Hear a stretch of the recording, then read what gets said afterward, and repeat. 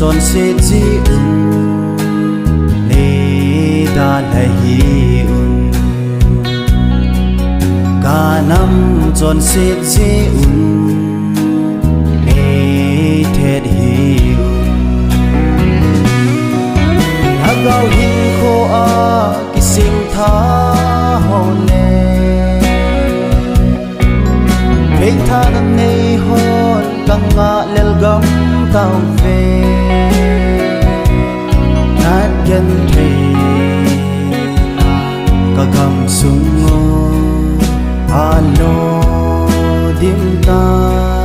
pa kai ta cùng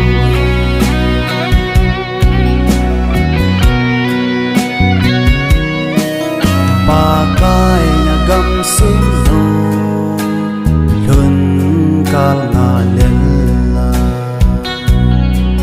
hin ko mang mi him iza ding hi ta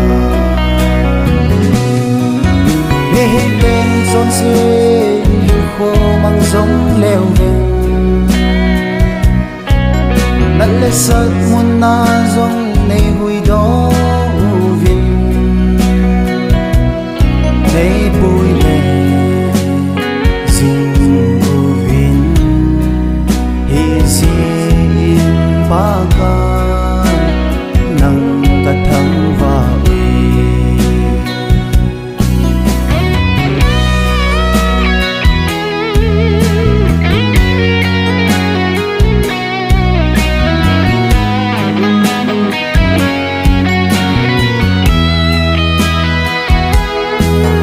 Hagao thul hem na ta san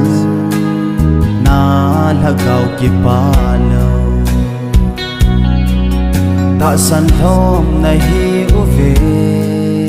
illa pa thin he na nei za hagao hin ko a ping tha la di ta nei mi chu a hin ko a ki pa in alung among theize amasan pakai za din hin ko